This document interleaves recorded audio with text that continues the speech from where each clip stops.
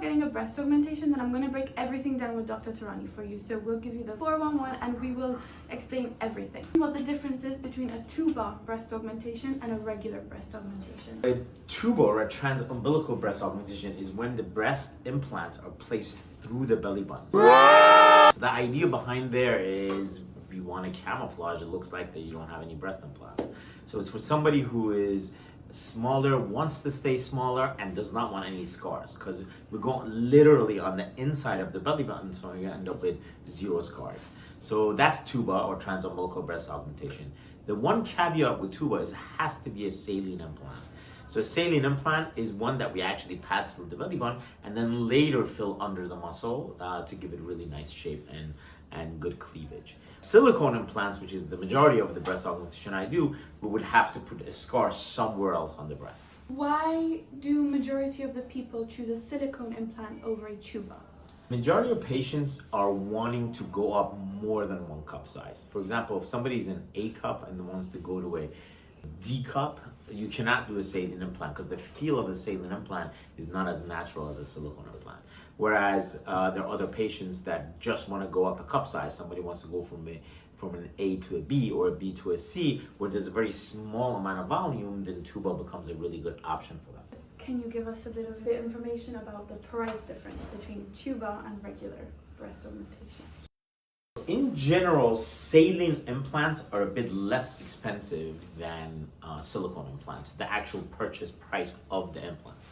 And the implants vary in price from, say, about $400 or $500 for saline implants to about $1,500 for a very highly cohesive specialized implant. So that's one part of the cost. The other part of the cost is the actual procedure, because it's a more specialized procedure. The process of passing it through the belly button, even though it doesn't take a whole lot longer, it needs special equipment, so the procedure itself is a little bit more costly. But in general, they're about the same price. Who would not be a good tuba patient, or is there such a thing? There are some patients that are not good tuba candidates. Those are patients that have droopiness to their breast. If your nipples are too low and your breast lift, we have to put scars on your breast, and there's no point going through the belly button because there's going to be scars on the breast already. And the second thing is having wanting to again go very big. If somebody wants 400 to 500 cc implants, silicone is a much better option, and there's no need to avoid the scar because we have to put a bigger scar to put a silicone implant in anyhow. Can you fly right after a breast augmentation? I like patients to stay local for at least 3 to 5 days after a silicone augmentation. After saline augmentation, I like them to stay close to a week after the surgery. The idea is whenever we put saline implants in your body, we actually fill it, and there's always a small amount of air that's inside the implant that eventually goes away. It takes it about a week to go away, and I just don't want patients to fly during that period of time, because then they actually will feel bubbles in the breast, and that's not cool. Okay, my next question is regarding acne. I've seen quite a couple of things on TikTok about the girlies worrying about having acne on their skin post breast augmentation. Will you give me a breakdown of why this can occur, or if it's even true? Breast augmentation can actually bring out some like chest acne after breast augmentation. And that's because whenever your body is healing, it brings a lot of blood supply to the area. And as your body is trying to heal and bring all this blood supply there, it actually makes your acne cells, or the glands that have acne cells in them, or acne bacteria in them, make them grow as well, so you get acne. It's temporary, it goes away. Use a triple threat pads and make them all go away. Are there any restrictions that you would ask your clients to do before or after surgery? Most important thing before surgery is not to smoke, and after surgery 2 weeks before, 2 weeks after, for a total of 4 weeks. Smoking actually decreases blood supply to the area that you need for healing. So that's a very important thing. Also, I don't want patients to have chest exercises right after surgery. So you could do cardio, you could do other things shortly after surgery, about 2 to 3 weeks after, but I don't want you to do any chest exercises to move the implants for 2 months after surgery, and that's important. This is a weird question, but how hard can you squeeze a boob with a breast augmentation? I've seen this question quite a lot, okay? This is not a weird question. The reason I'm asking this is because there's girls that say, oh, I got punched in the boob and it bursts.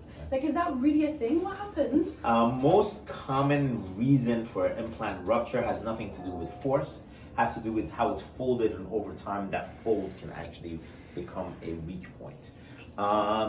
In my career, I've actually driven over implants, and we'll show you some videos of that. Good morning. We're going to continue our experiment of driving over implants with different size cars, saline, silicone, and ideal implants we're going to try today.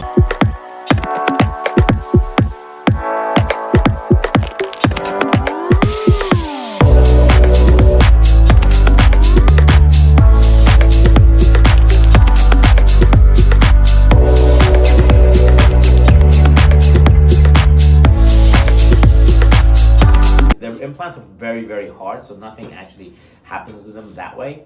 But I've had an NBA player's wife that had breast implants popped twice. He actually, he's like, can we put stronger ones in there? And we did. So it has happened depending on how hard your grip is, I guess. Okay. No, my next question is, this is obviously, it's been out there for a while, but does a breast augmentation cause breast cancer? Breast augmentation does not cause breast cancer. It's very important to distinguish those two things. Same thing with fat injection to the breast. It does not cause breast cancer. However, it's very important that for you to continue getting normal breast examinations, normal mammograms for detection of breast cancer. And occasionally, for example, if you have very little breast tissue of your own, a lot of mammographers say, I cannot push the implant out of the way to do a mammogram, so they end up doing an ultrasound. So it's important that actually you continue with the recommendations of your mammographer or your ultrasonographer or your general practitioner to actually get examined at least once a year after age 40. And also if you have silicone implants, there's an FDA recommendation to have an MRI 5 years after you've had the implants to make sure you don't have a rupture.